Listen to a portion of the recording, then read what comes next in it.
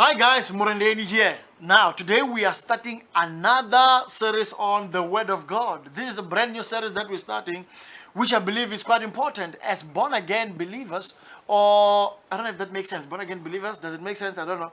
But yeah, as born again people, we need to understand now what is the Word of God and how does this Word now apply into our lives. Okay, now this is a new series that we are starting on, and I believe it's gonna be an interesting journey. Share with your friends, let your friends know about it, and let's get to learn the Word of God together.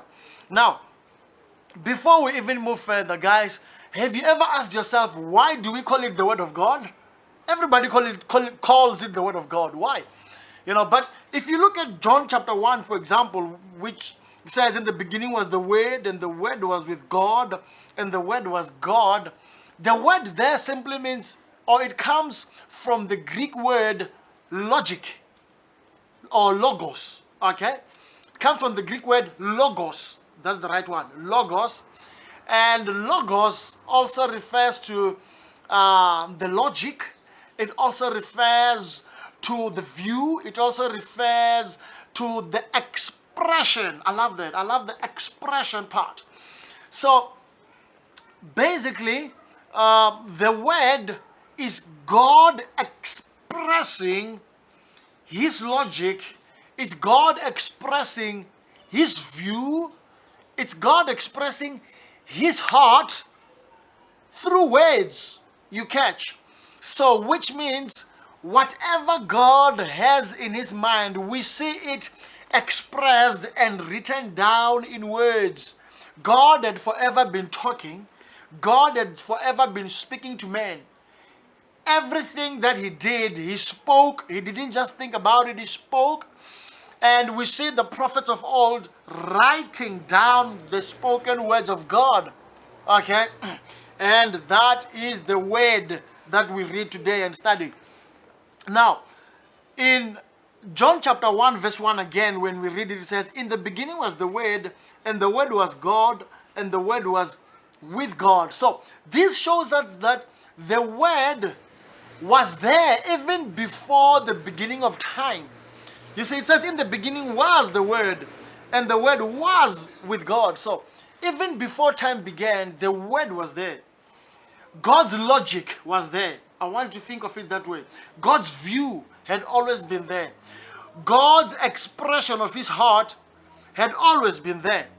Now, we see it, for example, in the Garden of Eden, when God said, do not eat of this fruit, of the fruit of the tree of the knowledge of good and evil. Do not eat of this fruit. So that was not simply God trying to show that I'm God, I tell you what to do and what not to do. No, but that was God expressing in words again, God expressing his view, God expressing his logic, and God expressing his love for mankind in words. Okay, so we see the word right there. And guys, it was not necessarily that God just wants to say, you know what, I want you not to eat. Again, like I said, I want you not to eat this because I can make you not to eat it. No. But God always wanted from the beginning to be the one who leads and guides our decision making when it comes to what's best for mankind. Okay, now until man ate of that fruit, there was no evil on the earth, right?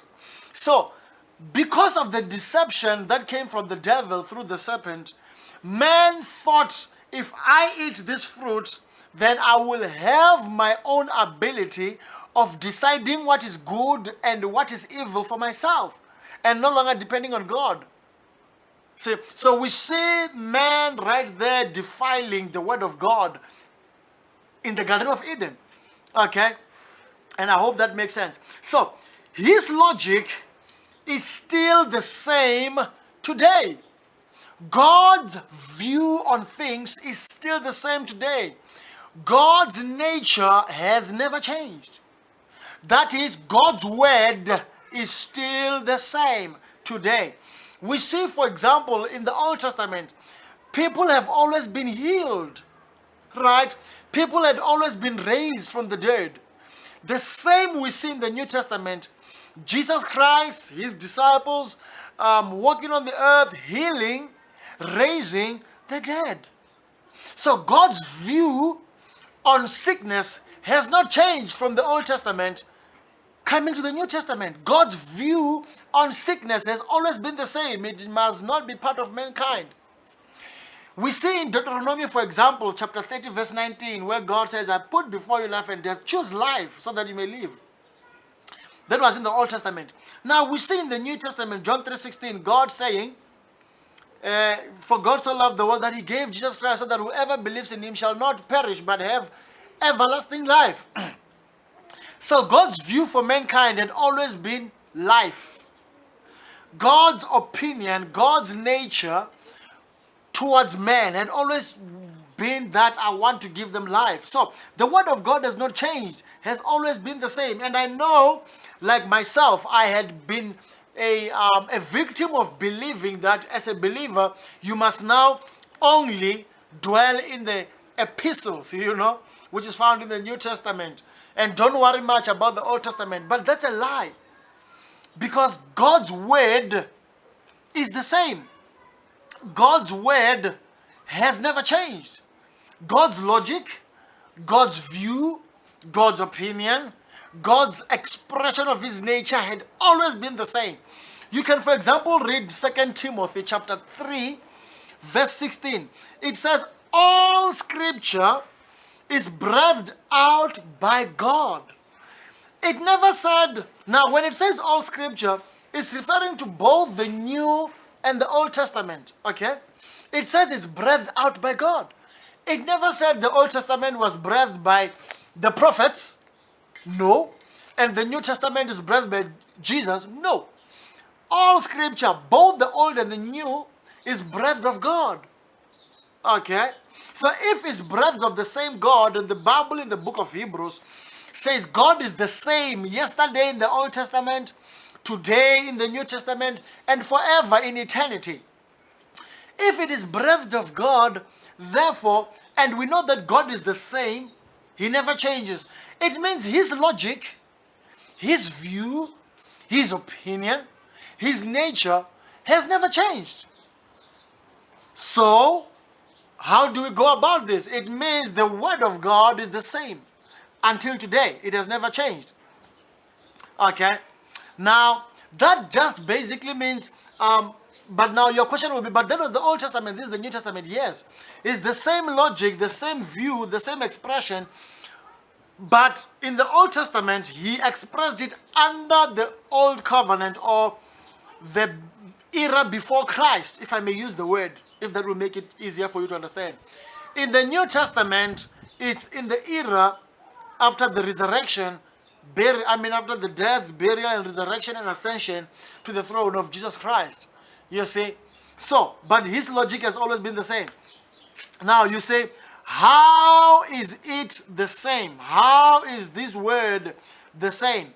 Now, if you look at Numbers chapter 23, for example, verse 19, it says, God is not man that he should lie, or a son of man that he should change his mind.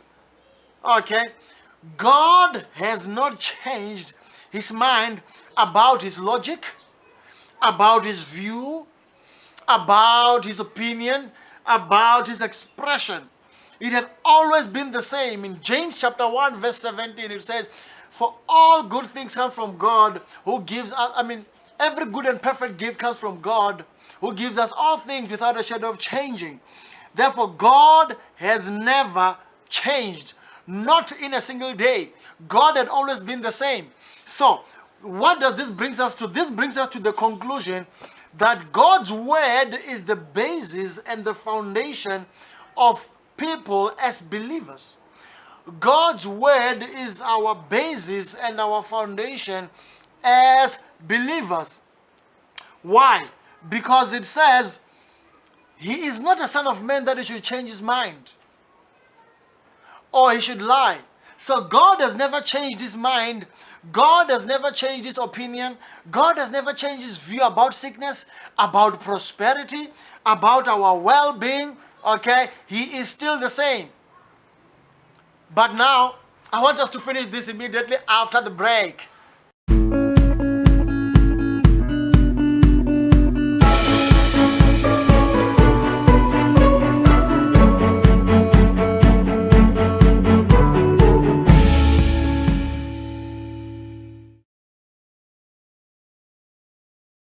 Okay, guys, let us continue. Let us finish this. Let us continue, okay? Now, we were still saying God is not a man that he should lie or change his mind.